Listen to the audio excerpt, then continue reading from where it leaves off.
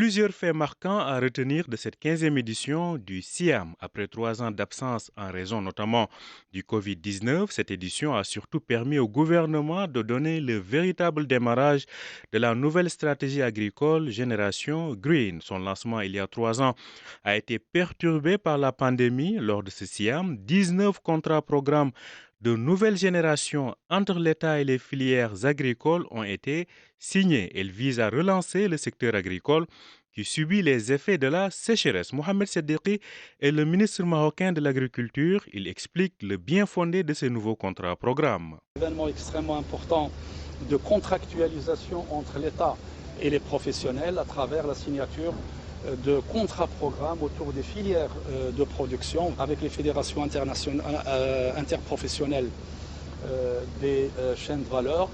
Il s'agit donc d'impliquer les professionnels dans la gouvernance du secteur et dans tout le process de travail afin d'équilibrer et d'arriver à un équilibre stable des chaînes de valeur après donc cette déstabilisation par la crise du Covid, plus la crise internationale de flambée des prix en raison donc de la crise ukrainienne. Ces contrats-programmes sont d'une valeur de plus de 110 milliards de dirhams. L'État en versera près de 43 milliards dans le cadre du Fonds de développement agricole. Ce fut donc l'un des temps forts de ce SIAM, une édition 2023 marquée également par une présence des startups spécialisées dans le secteur agricole. Désormais, il est question de miser sur l'expertise locale pour améliorer le rendement et la gestion des activités liées à l'agriculture. Amin Zarrouk est le président de la start-up marocaine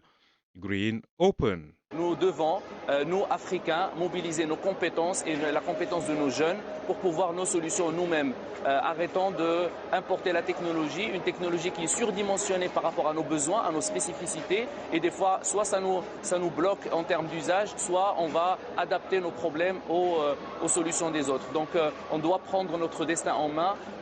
Nos jeunes sont capables de fabriquer des innovations extraordinaires. Et aujourd'hui, je me trouve dans le pavillon start-up du Salon international d'agriculture du Maroc. Et autour de moi, il y a beaucoup d'innovations. Il y a Arwa, certes, mais il y a aussi d'autres start-up qui sont extrêmement innovantes et intéressantes. On retiendra aussi de ce SIAM la signature de plusieurs conventions entre le Maroc et ses partenaires étrangers, comme le Royaume-Uni, pays invité d'honneur de cette édition, avec l'Organisation des Nations Unies pour l'alimentation et l'agriculture, la FAO. Un nouveau cadre de programmation pour la période 2023-2027 a aussi été conclu lors de ce SIAM.